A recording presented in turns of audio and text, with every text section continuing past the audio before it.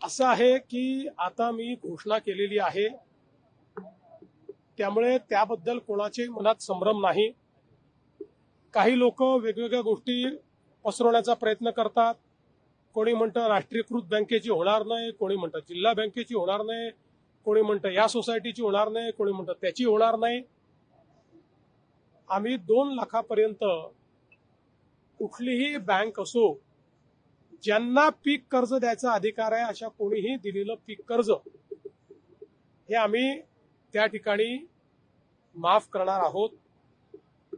केवळ आमचा प्रयत्न हा आहे, माफी शेतकऱ्याला द्यायची आहे, बँकेला नाही। त्यामुळे शेतकऱ्याला फायदा झाला पाहिजे याकरता त्याच्यावर आम्ही वर्किंग करतो आहोत।